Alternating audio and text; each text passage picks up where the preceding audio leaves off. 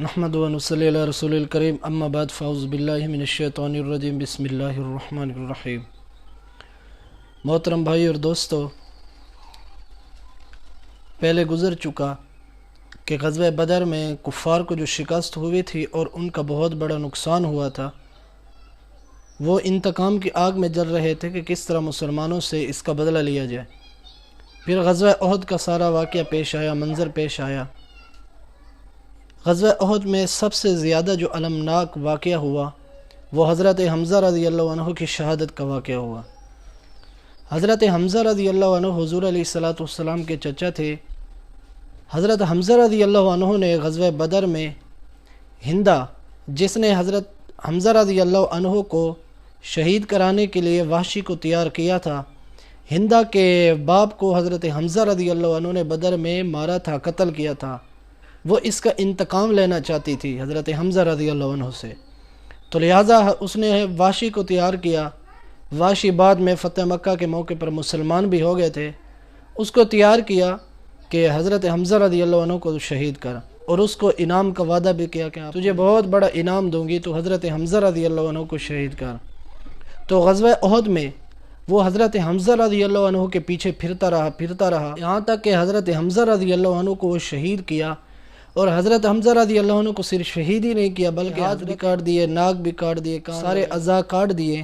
اور ہندہ نے حضرت حمزہ رضی اللہ عنہ کی ان اعضاء کا ہار بنا کر گلے میں ہار پہنا، اور حضرت حمزہ رضی اللہ عنہ کو بہت بے دردی سے ان کا سینہ مبارک چاک کیا۔ حمزہ رضی اللہ عنہ کا کلیجہ نکال کر ہندہ نے چبایا، اور اس کا بدلہ اس نے لیا اس صورت میں۔ حضرت حمزہ رضی اللہ عنہ کی شہادت پر حضور علیہ السلام بہت زیادہ غمگین ہوئے۔ یہ شہادت ان کی بہت زیادہ المناک واقعہ تھا۔ حضرت حمزہ رضی اللہ عنہ کو اس شہادت پر جو اللہ اور اس کے رسول کی طرف سے لقب ملا، حمزہ تو اسد اللہ و اسد رسول ہی، کہ حضرت حمزہ رضی اللہ عنہ جو ہیں وہ اللہ کے بھی شیر ہیں اور حضور علیہ السلام کے بھی شیر ہیں۔ حضرت حمزہ رضی اللہ عنہ کو جب شہید کیا گیا تو حضور علیہ السلام فرماتے ہیں کہ میں نے ایک عورت کو آتے دیکھا جو تیزی سے میدان جنگ کی طرف آ رہی ہے۔ حضور علیہ السلام نے حضرت زبیر رضی اللہ عنہ کو فرمایا کہ دیکھو آپ کی والدہ آ رہی ہے، اس کو روکو، کیونکہ حضرت حمزہ رضی اللہ عنہ کے انتقال کی خبر وہ سن چکی تھی کہ ممکن ہے کہ عورت ہے وہ حضرت حمزہ رضی اللہ عنہ کی اس حالت کو دیکھ کر اس کی تاب نہ لا سکے، اس لیے اس کو روکو۔ حضرت زبیر رضی اللہ عنہ فرماتے ہیں جب میں آگے بڑھا تو میری والدہ تھی، والدہ سے میں نے یہ جب بات کی تو میری والدہ نے مجھے کہا کہ تو پرے ہٹ۔ وہ قوی تھی اور مجھے ایک گھونسا مارا کہ پرے ہٹ۔ حضرت حمزہ رضی اللہ عنہ کی میں شہادت کا واقعہ سن چکی ہوں، انشاءاللہ میں اللہ رب العزت سے صبر کو امید رکھی ہوں اور میں صبر کروں گی۔ حضرت حمزہ رضی اللہ عنہ کو دیکھا، انا للہ پڑھی اور فرمایا کہ میں اپنے بھائی کی کفن کے لیے 2 کپڑے لائی تھی۔ جب حضرت حمزہ رضی اللہ عنہ کے کفن کے لیے 2 کپڑے پیش کیے گئے تو برابر میں ایک اور صحابی پر بھی پڑے ہوئے تھے، ان کا بھی کفار نے یہی حال کر رکھا تھا جو حضرت حمزہ رضی اللہ عنہ کا کیا۔